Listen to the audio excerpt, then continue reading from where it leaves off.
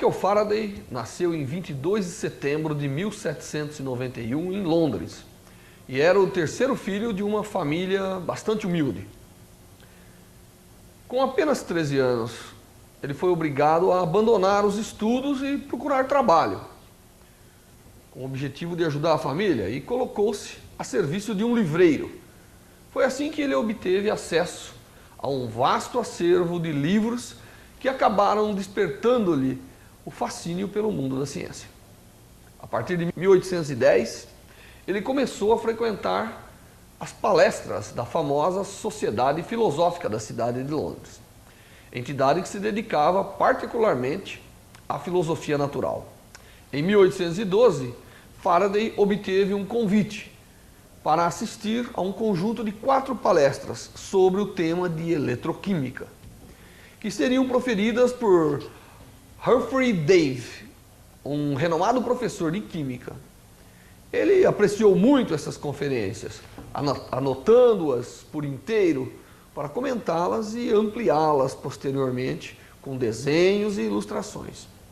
Nessa época, a complexidade de seus trabalhos já exigia um laboratório de pesquisa, mas como o ordenado da livraria mal dava para o sustento pessoal, Faraday resolveu escrever para Humphry Davy para pedir-lhe uma colocação na famosa Royal Institution de Londres. Finalmente, em março de 1813, a sorte lhe sorriu. E lhe foi oferecido um lugar de assistente de laboratório, além de 2 quartos no Instituto de Londres. Também lhe foi concedida autorização para usar a aparelhagem do laboratório em estudos que ele pessoalmente conduziria. Além disso, esse mesmo ano, Humphry Davy iniciou uma longa viagem pela Europa e Faraday o acompanhou como assistente e criado de quarto. Inicialmente ele deveria acompanhá-lo como assistente científico, mas esta última condição lhe foi comunicada somente às vésperas da viagem, quando se soube que o empregado habitual não poderia viajar. A viagem durou 2 anos, durante os quais Faraday se especializou em química. Na volta, em 1815, cheio de ideias novas, Faraday começou uma série de trabalhos. Conseguiu obter em laboratório o elemento cloro, puro em estado líquido. Ele liquefez, entre outros, o dióxido de carbono, o dióxido de enxofre e o gás sulfídrico, gases importantes para a época. Descobriu o benzeno e o butileno, entre outras realizações na área da química orgânica. Em 1821, foi convidado a escrever um artigo sobre um novo ramo da ciência, a eletricidade. E nesse trabalho, ele explica os trabalhos do físico Hans Christian Ørsted, que também trabalhava no campo da eletricidade. O estudo da eletricidade, assim como do magnetismo, começou, na verdade, no século XVI, com a publicação de um livro de William Gilbert sobre o tema da eletricidade. Com Otto von Guericke, surge no século XVII a primeira máquina destinada a gerar fortes cargas elétricas, fato essencial para o estudo da eletricidade. Já no século seguinte, o holandês Peter van Muxbroek criou um aparelho para concentrar cargas elétricas, o primeiro condensador da história, que ficou conhecido como garrafa de Leyden. Foi utilizando esses instrumentos que o americano Benjamin Franklin fez uma série de pesquisas para demonstrar que o efeito relacionado com relâmpagos e raios está associado aos fenômenos elétricos. É, de fato, um fenômeno elétrico. Em 1752, Franklin realizou sua famosa experiência com a pipa de papel e, através dela, recolheu a descarga através de um raio, através de um fio, numa garrafa de Leyden, provando assim que aquele efeito tratava-se de fato de um efeito elétrico.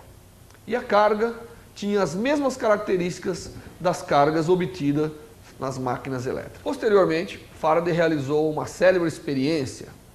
Colocando um eletroscópio dentro de uma gaiola metálica isolada e carregada ao ponto de produzir faíscas, Ele verificou que o eletroscópio, que é um instrumento que detecta a presença de cargas através da deflexão de folhas metálicas, ele demonstrou que o eletroscópio não se carregava quando no interior de uma gaiola metálica, mesmo sendo essa altamente carregada.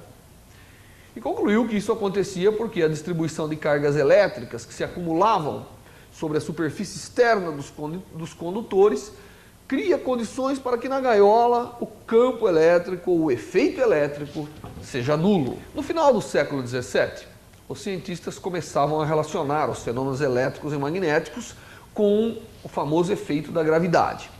Como Newton havia provado que a força da gravidade, a força que a Terra atrai os corpos com massa, decresce com o inverso do quadrado da distância entre eles, Coulomb concluiu experimentalmente que essa lei também se aplicava a atrações e repulsões elétricas e também magnéticas. Porém, o físico Hans Christian Ørsted começou a procurar novos caminhos para a interpretação da eletricidade e do magnetismo. As relações entre eletricidade e magnetismo também eram o grande interesse de Ørsted.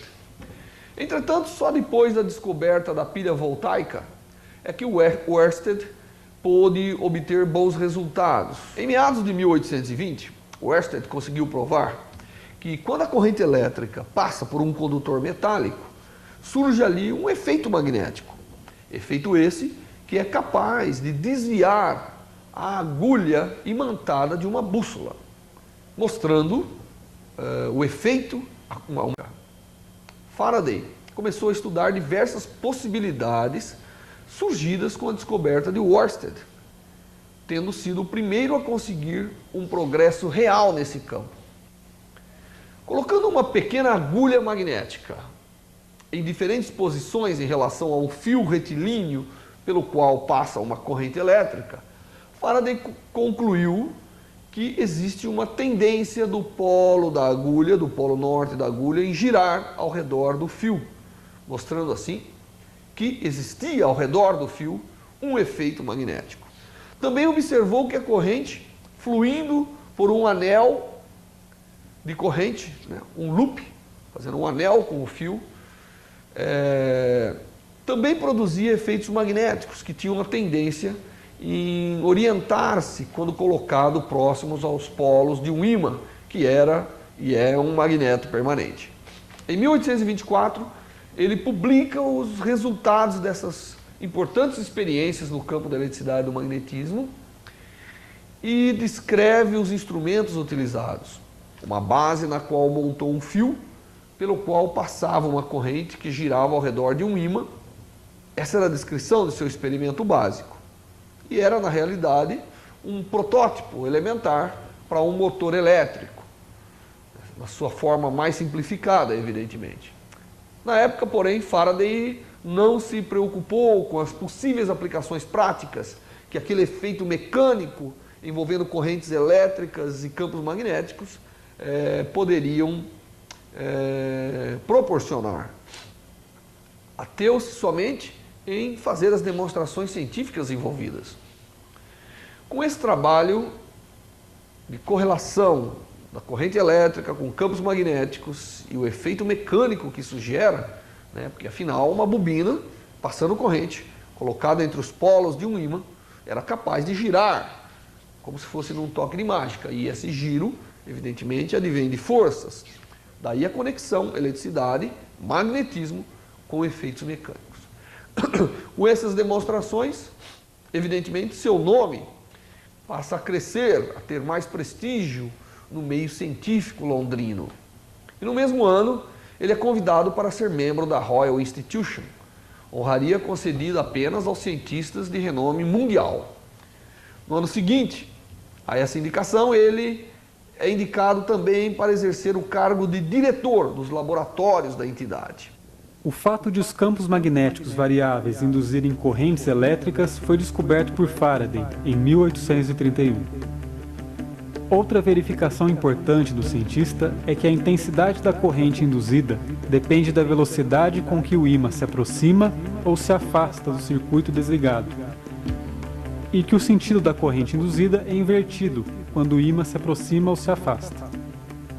Faraday apresentou as suas famosas observações do combinado eletricidade, magnetismo e efeitos mecânicos no dia 24 de novembro de 1831, num volume que denominou Pesquisas Experimentais em Eletricidade. A propósito dessas descobertas no campo da indução eletromagnética, da conexão com a mecânica, consta que Gladstone, o então primeiro-ministro britânico, teria perguntado ao cientista Faraday: Senhor Faraday, isto tudo é muito interessante, mas qual é sua utilidade prática? No que também consta que Faraday teria respondido: talvez essa descoberta dê lugar a uma grande indústria, da qual o senhor possa arrecadar mais impostos. De fato, Faraday estava prevendo a grande utilidade dos motores elétricos e do dínamo, dos geradores, na Revolução Industrial. Para explicar os fenômenos da eletricidade e magnetismo, Faraday sustentava que a matéria estaria ao mesmo tempo em toda parte, sob a forma de um éter, sem lacunas, através do qual se manifestariam as forças da natureza. Deixa eu explicar um pouco melhor. Faraday observava as forças entre os corpos geradas pelo efeito da eletricidade e magnetismo e, evidentemente, se questionava como que era possível a ação à distância, semelhante à ação da gravidade e assim por diante. E então Faraday já assumia a ideia da existência de um éter, um fluido invisível, inodoro e sem cor, que ocuparia todo o espaço e permitiria essas interações, essas forças que se manifestavam aparentemente sem o contato dos corpos. Esse éter suposto por Faraday, por sua vez, seria formado de linhas de força. Ao ligar linhas de força que ligavam cargas elétricas contrárias, ou linhas de força que também se repeliam quando cargas do mesmo sinal se aproximavam, ou mesmo linhas de campo entre os polos magnéticos opostos ou de mesmo sinal de ímãs.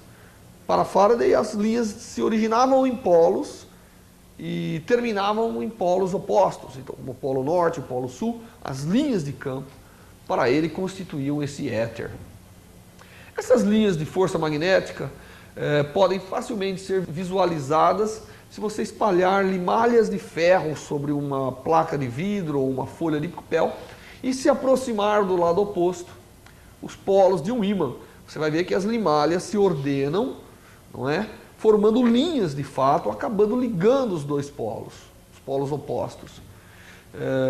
Dessas linhas está a intuição de Faraday de que ali existia um meio composto por essas linhas que ligavam os polos opostos dos ímãs ou mesmo as cargas elétricas. Por esta razão, tais linhas de força tinham para Faraday um significado de realidade física. Cada uma delas correspondia a uma unidade de massa magnética ou de carga elétrica.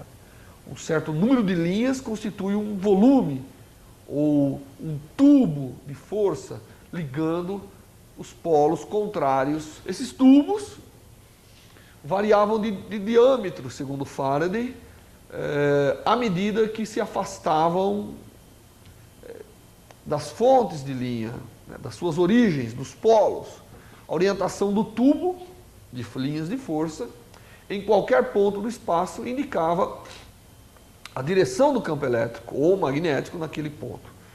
Também a concentração dessas linhas determinava a intensidade dos campos elétricos e magnéticos em cada ponto do espaço. Quanto mais linhas de força existiam, maior era a intensidade, segundo Faraday. Outra consequência da descrição do campo pode ser observada na produção de faíscas, quando se interrompe uma corrente. É fácil você observar, mesmo no interruptor da sua casa, que quando você liga e desliga, há sempre uma pequena faísca nessa interrupção. Corrente elétrica circulando por um circuito qualquer, sendo interrompido a produção de uma faísca. Isso indicava para Faraday que a mudança do estado elétrico de determinados circuitos produziam essa indução, essa faísca. A interrupção curta e brusca de uma corrente desencadeia um processo intrigado. O campo magnético que rodeia o fio antes da interrupção deixa de existir, de forma que o número de linhas de força que passa através da superfície rodeada pelo fio é rapidamente alterado, criando uma forte corrente induzida. A faísca que aparece revela uma diferença acentuada no potencial elétrico, provocado pela rápida mudança do campo magnético. Com suas imagens de campo e linhas de força, Faraday também explicou a lei do inverso do quadrado da distância de Coulomb. Mas voltando um pouco à indução, Faraday percebeu nesses experimentos de variação repentina de corrente que o campo era alterado, e era alterado de maneira considerada quando ele visualizava as linhas de campo ao redor de um fio e interrompia rapidamente a corrente que passava pelo fio. Ele observava também alterações dramáticas nessa configuração de linha de campo. Isso vai dar origem às leis da indução. Antes de Faraday, considerava-se que as forças elétricas e magnéticas, bem como as gravitacionais, atuavam de modo instantâneo, através do espaço vazio que separava as partículas que estavam interagindo. Esta ação à distância, que constituía a base da mecânica newtoniana, não tinha sentido para Faraday, porque ele imaginava que o espaço entre as cargas elétricas e o ímã estivessem preenchido por alguma coisa, que nós falamos que era o éter. Pois ele observava que as forças exigiam tempo e meios para se transmitir. De fato, o espaço é preenchido pelas linhas de força. Para ele, o importante não eram as cargas elétricas e os ímãs, mas o espaço em que elas atuavam. Esta é a ideia de campo, que destaca a importância fundamental das propriedades físicas e geométricas do próprio espaço. As condições de contorno, que meio existe ali, se é um meio condutor, se é um meio dielétrico. Se tivermos um meio, uma descarga elétrica dentro da água ou no ar, elas são de características diferentes. E Faraday entendeu a importância que o meio exigia ou exercia sobre os efeitos elétricos e magnéticos. Foram as ideias de Faraday que possibilitaram a James Clerk Maxwell obter as suas famosas equações do campo eletromagnético, que permitiriam estabelecer de forma marcante e decisiva a natureza eletromagnética da luz, por exemplo. A luz também é um efeito elétrico e magnético simultaneamente. E foram as experiências e as leis estabelecidas por Faraday que vai permitir mais tarde a Maxwell fazer essas conclusões, e não só isso, como demonstrar matematicamente tudo que ele supunha. Também foram essas ideias revolucionárias de Faraday que abriram o caminho para Einstein elaborar a famosa teoria da relatividade. Einstein procurando verificar como que os efeitos elétricos e magnéticos eram vistos por observadores diferentes, um observador parado em relação aos ímãs ou um observador em movimento em relação aos ímãs. Procurando entender essas variações, é que Einstein vai estabelecer a relatividade especial, que é uma das maiores revoluções. Recebeu o diploma honorário da Universidade de Oxford, sendo homenageado logo depois com a medalha Copley da Royal Institution, a maior honraria concedida pela entidade, e só contemplando cientistas que acabaram fazendo a história da ciência desse século. Depois da descoberta da indução eletromagnética, Faraday continuou investigando a influência dos corpos materiais sobre os campos de força, porque para ele o espaço estava preenchido por campos de força que determinavam as linhas de campo, que determinavam os tubos de linhas de força. Em 1837, Faraday descobriu que, conforme a qualidade do material isolante, varia a quantidade de carga que um condensador pode receber de uma fonte mantida a uma diferença de potencial constante. Os famosos capacitores, que hoje têm grande aplicabilidade na eletrônica moderna. Percebeu que o condensador recebe menos carga quando há vácuo entre as suas placas. A proporção de carga que o condensador pode receber chama-se a capacidade elétrica desse condensador. Em sua homenagem, a unidade de capacidade elétrica é o chamado Faraday. Em 1845, ele descobriu uma outra interação entre corpos materiais e campos magnéticos. Verificou que certas substâncias tendem naturalmente a orientar-se perpendicularmente às linhas de força do campo, em contraste com outras substâncias que se alinham na direção das linhas de força contrária, ortogonal às primeiras. Em 1845, durante uma conferência oferecida por ele à Royal Institution, ele realizou uma curiosa experiência. Fez refletir um feixe de luz em um espelho, de modo a polarizá-lo no plano horizontal. Polarizar o feixe de luz, polarização da luz, tem muito a ver com a maneira com que os campos elétricos que compõem a luz estão orientados. Em seguida, obrigou esse raio de luz polarizado a passar por um eletroímã e depois por um prisma de níquel. Esse prisma permite determinar o plano de polarização da luz, que é uma característica importante dessa luz polarizada. Basta girá-lo de um ângulo tal que o raio de luz não mais atravesse para mostrar que a luz de fato é polarizada. Isto feito, bastou, entretanto, fazer funcionar o eletroímã e a imagem apareceu imediatamente. Então, o que Faraday demonstrou é que você estabelece certas propriedades num feixe de luz, utilizando alguns componentes ópticos, como é o caso do prisma de níquel. No entanto, a presença de campo magnético nas proximidades desse dispositivo é capaz de alterar o estado de polarização da luz. Esse é, de fato, um experimento muito importante, porque não só mostra a interação do campo com a matéria, mas mostra também que a luz interagindo com a matéria é influenciada por esses campos que ali estão presentes. Com a experiência de Faraday ficou demonstrado que o plano de polarização da luz se modifica sob a influência de um campo gerado por um eletroímã, ou seja, sob a influência de um campo magnético. Dessa experiência, Faraday concluiu que na medida em que há interação entre a luz e magnetismo, nada mais natural do que considerar a luz como uma manifestação também de natureza elétrica e magnética, ou seja, de natureza vibracional, ondulatória, que seria produzida ao longo das linhas de força. Com essas ideias, na verdade, Faraday antecipava as conclusões que Maxwell vai tirar mais tarde sobre a natureza eletromagnética da luz. A partir de 1858, Faraday começou a afastar-se da vida pública, abalado por uma doença que lhe causava períodos de perda de memória, períodos de baixa atividade intelectual. Na época, por graça da rainha Vitória, foi-lhe oferecido, por seus inestimáveis serviços prestado, uma casa para morar. Porém, durante 4 anos, ele ainda esteve bastante ocupado com seus afazeres científicos. Sua saúde, entretanto, deteriorou, piorou muito, e a partir de 1862, ele permaneceu a maior parte do tempo nesta casa, onde veio a falecer a 25 de agosto de 1867.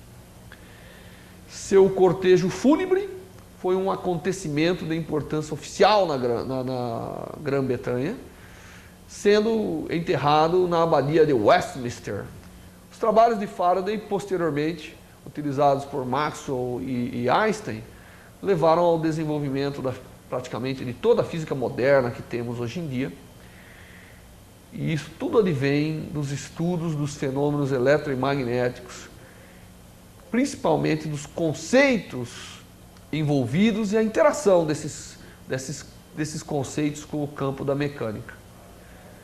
Assim construiu-se uma nova imagem do universo, da mesma forma que 300 anos antes Galileu e Newton criaram uma nova imagem do universo a partir dos seus conceitos, a partir dos seus princípios, a partir de suas leis.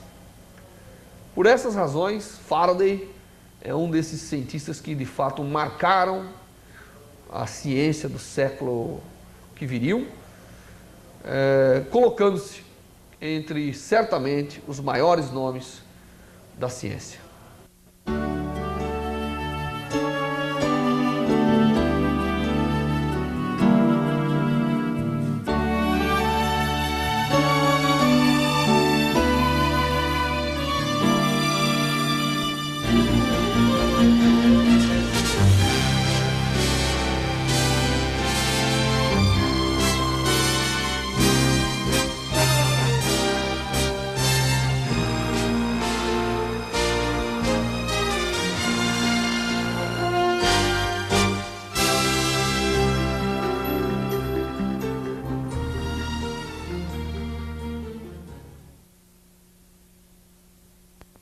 A W Escapamentos Centro Automotivo, a melhor opção para o seu carro. Escapamentos, pneus, suspensão, freios, amortecedores, alinhamento e balanceamento computadorizado. A W Escapamentos Centro Automotivo. Atendimento personalizado e todos os serviços com garantia. Venha nos conhecer e aproveite as promoções de inauguração. Coloque seu carro em dia. A W Escapamentos Centro Automotivo. Rua Episcopal 2729. Fone 272-9793, São Carlos. Curso básico de física. Apoio Eurodata. O mundo está mudando. Aprenda a lidar com ele. Eurodata. Cursos de informática. Rua Episcopal número 1227. Telefones 270-8466 e 270-8182. São Carlos. Eurodata. O futuro bem próximo de você.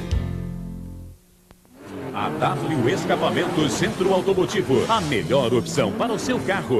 Escapamentos, pneus, suspensão, freios, amortecedores, alinhamento e balanceamento computadorizado. A W Escapamentos Centro Automotivo. Atendimento personalizado e todos os serviços com garantia. Venha nos conhecer e aproveite as promoções de inauguração. Coloque seu carro em dia. A W Escapamentos Centro Automotivo. Rua Episcopal 2729. Fone 272-9793, São Carlos. Proteu. 20 anos de experiência na fabricação e manutenção de equipamentos para indústrias e laboratórios. Equipe altamente qualificada em desenvolvimento de equipamentos de precisão, soldas especiais, manutenção em sistemas de alto vácuo, matrizes de injeção e estampo, serviços em torno convencional e CNC e fresa ferramenteira. Proteu. Rua Cidade de Milão, 445. Telefone 3366-3868, São Carlos. Curso básico de física. Apoio Eurodata. O mundo está mudando. Aprenda a lidar com ele. Eurodata. Cursos de informática. Rua Episcopal número 1227. Telefones 270-8466 e 270-8182. São Carlos. Eurodata. O futuro bem próximo de você. Veja por que a Informática e Companhia faz parte da sua vida. A Informática e Companhia oferece tudo em computadores, periféricos, softwares, acessórios e suprimentos em geral. A Informática e Companhia oferece ainda manutenção, montagem, upgrade e assistência técnica especializada. Informática e Companhia, a sua loja de informática. Rua 7 de Setembro, 1522 Centro. Telefone 272-8651, São Carlos. A W Escapamentos Centro Automotivo, a melhor opção para o seu carro. Escapamentos, pneus, suspensão, freios, amortecedores, alinhamento e balanceamento computadorizado. A W Escapamentos Centro Automotivo. Atendimento personalizado e todos os serviços com garantia. Venha nos conhecer e aproveite as promoções de inauguração. Coloque seu carro em dia. A W Escapamentos Centro Automotivo. Rua Episcopal 2729. Fone 272-9793, São Carlos.